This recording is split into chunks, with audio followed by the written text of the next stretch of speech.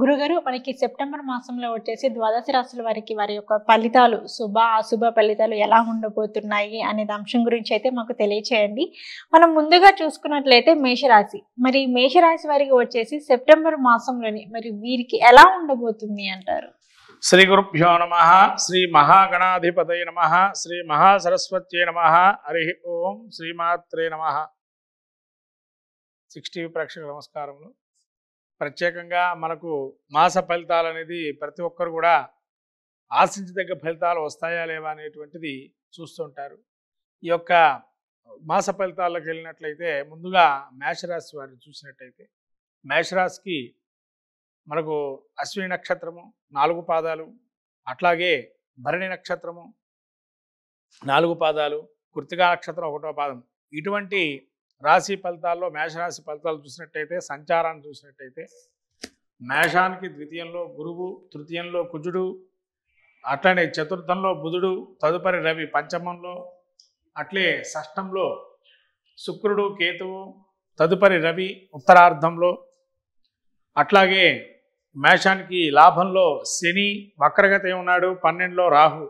ఈ విధమైనటువంటి మేషరాశి యొక్క పరిస్థితిని చూసుకున్నట్లయితే ముఖ్యంగా మేషరాశి వారికి ఈ యొక్క గ్రహస్థితి సెప్టెంబర్ మాసంలో ముఖ్యంగా ద్వితీయంలో గురువు ఏంటంటే అండి మనకు చాలా అద్భుతమైన ఫలితాలు ఇస్తాడు. గురుబలం బాగా ఉన్నదని చెప్పాలి వీరికి. ఈ గురుబలం వల్ల విశేషంగా రాణింపు అనేది ఉంటుంది.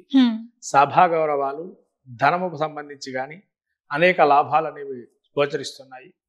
అట్లనే కుజుడు 3లో ఉండటం వల్ల ముఖ్యంగా సోదరీమణులకు సంబంధించి అంటే వాళ్ళ యొక్క అన్నయ్యలు కానీ తమ్ముళ్ళు కానీ వాడికి సంబంధించి మంచి సహాయ సహకారాలు అందటం, వాళ్ళ ద్వారా ఆస్తిలో కూడా అనేకమైనటువంటి మార్పులు చేర్పులు కూడుకోవటము. అట్లాగే ఈ చతుర్థమునందు బుధుడు ఉండటం వల్ల విశేషమైనటువంటి బంధుప్రీతి ఉండడము, అంటే బంధువుల వల్ల ఆకస్మికమైనటువంటి ప్రయాణాలు, విందు వినోదాలు పాల్గొనటము, అట్లా ఇవన్నీ కూడా జరుగుతున్నాయి. అట్లే పంచమంలో గనక ఈ పంచమ స్థితి యొక్క రవిని చూసినట్టయితే వీళ్ళకి ఇదివరకు కన్నా కొద్ది పేరు ప్రతిష్టలు, యశస్సు, కీర్తి లాభాలు పెరిగే అవకాశం ఉంటుంది. రాజ్యం అంటే ఎవరికైనా కూడా గవర్నమెంట్కి సంబంధించిన వ్యవహారాలు కానీ, గవర్నమెంట్కి సంబంధించినటువంటి లావాదేవీలు కానీ, గవర్నమెంట్ కాంట్రాక్టులు పనిచేసేటువంటి వారికి కానీ మంచి లాభదాయమైనటువంటి మాసం ఇది, ఈ సెప్టెంబర్ మాసం. అట్లాగే ఈ శుక్రుడు షష్ఠ స్థితిలో నీచ స్థితి పడి ఉన్నాడు. అంటే 6లో శుక్రుడు అనేటువంటి వాడు మంచివాడు కాదు ముఖ్యంగా. కానీ మరి ఇక్కడ ఏం జరుగుతుందయ్యా అంటే ముఖ్యంగా స్త్రీలకి ఎఫెక్ట్ బాగా ఉంటుంది. పురుషులకి ఎఫెక్ట్ ఎట్లా అంటే మరి పురుషులకు కూడా ఎఫెక్ట్ నీచ స్థితే కదా అని అంటే స్త్రీలకి ఎఫెక్ట్ వచ్చేసి ముఖ్యంగా గైనిక్ ప్రాబ్లమ్స్, అది ఒకటి అవకాశం ఉంటుంది. అట్లనే భార్యాభర్తల మధ్య కొన్ని విభేదాలు గోచరించే అవకాశం ఉంటుంది. దాని తారాస్థాయి వెళ్లకుండా చూసుకోవటం అనేది మంచిది. అట్లాగే పురుషులకి సంబంధించి శుక్రుడు గనక నీచ స్థితి ఈ యొక్క షష్ఠ స్థితిలో ఉన్నాడు కదా మేషరాశి పురుషులకి ముఖ్యంగా ఏది తెగేదాకా లాక్కుని ఉండడం మంచిది. అది వ్యాపారంలో కావచ్చు, ఇంట్లో వ్యవహారంలో కావచ్చు, బయట కావచ్చు. ఎప్పుడైనా కానీ తెగేదాకా లాక్కుని ఉండడం అనేది మంచిది. తెగేదాకా లాగారనుకోండి ఇంకా వాళ్ళ ఉన్నతి వాళ్ళకే ఇంకా చెప్పక్కర్లేదు. కాబట్టి వాళ్ళ పరిస్థితి వాళ్ళకే ఉంటుంది. అట్లనే కేతువుతో కలిసి ఉన్నాడు. ఇక్కడ విశేషం ఏంటంటే మనకు ఈ 6లో కేతు అనేది ఆకస్మికమైనటువంటి రోగాలు, ఆకస్మికమైన ధనలాభాలు, ముఖ్యంగా రోగాలు అయితే వస్తాయి. అప్పటిదాకా బాగుంటారు, ఒక్కసారిగా జ్వరం రావటం లేదా సీజనల్ వ్యాధులు మన ప్రబలే అవకాశం, దోమకాట్లు కానీ ఇటువంటివన్నీ కూడా ప్రబలే అవకాశం ఉంటుంది. ఈ దీంతో పాటు ఈ జీవితంలో ఏదైనా ఒకటి కోల్పోయే పరిస్థితిలాగా ఉండి ఎందుకు ఇది కోల్పోతున్నామా, మన జీవితం ఇంతేనా అనే ఒక స్వభావానికి వచ్చే లక్షణం కూడా ఉంటుంది కేతు 6లో ఉంటే. కాబట్టి ముఖ్యంగా ఈ కేతువుకి చాలా విశేషంగా వీళ్ళకి యోగప్రదులు కాదు ఇక్కడ. కానీ ఏంటంటే 6లో పాపులు ఉండడం మంచిది అని అంటారు.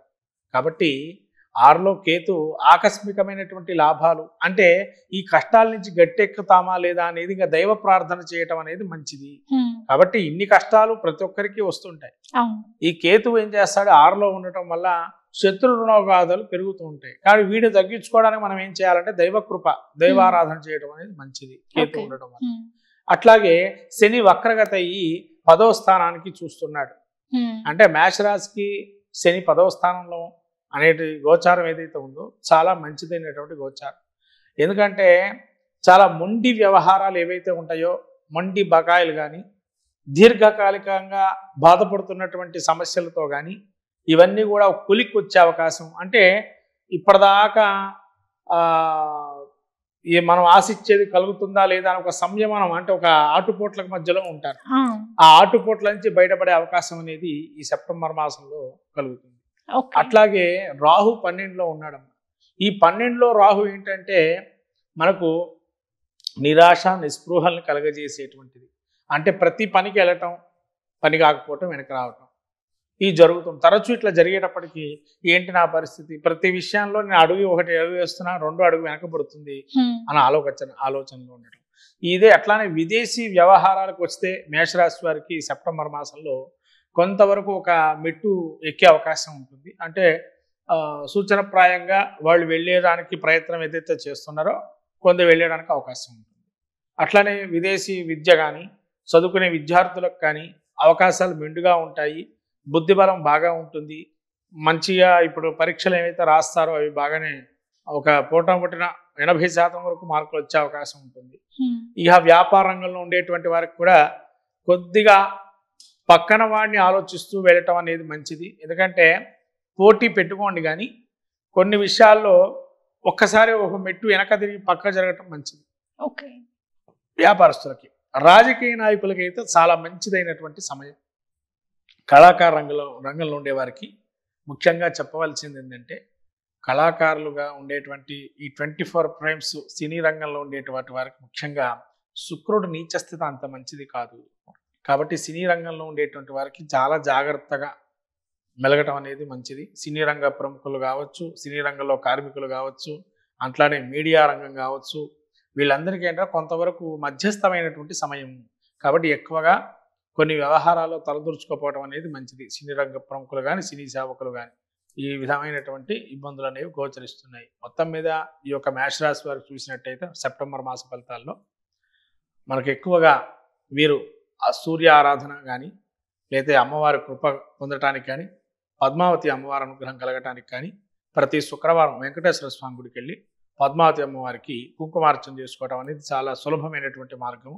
ఇది చేసుకుంటే సరిపోతుంది. అట్లాగే ఆదివారం రోజు కుంకుమార్చన అమ్మవారికి, దుర్గాదేవికి ఆదివారం కుంకుమార్చన, పద్మావతి అమ్మవారికి ఏమో ఈ యొక్క శుక్రవారం రోజు చేసుకోవటం మంచిది. ఇంకా సులభమైన రీతిలో కొన్ని ఆరోగ్య సమస్యలు ఉండేటువంటి వారికి కానీ, వారికి బొబ్బర్లు నానబెట్టేసి గురువారం రోజు సాయంకాలం, శుక్రవారం రోజు ఈ బొబ్బర్లు కనుక ఆవుకు పెట్టినట్లయితే, ఎరుపు రంగు తెలుపు రంగు ఆవుకు పెట్టినట్లయితే బెల్లం కాస్త అరటిపండేసి చాలా శుభ సూచకాలు, ఆరోగ్య సమస్యల నుంచి బయటపడతారు. ఈ విధంగా మేషరాశి వారికి ఈ ఫలితాలు ఉంటాయి మా సెప్టెంబర్ మాసంలో.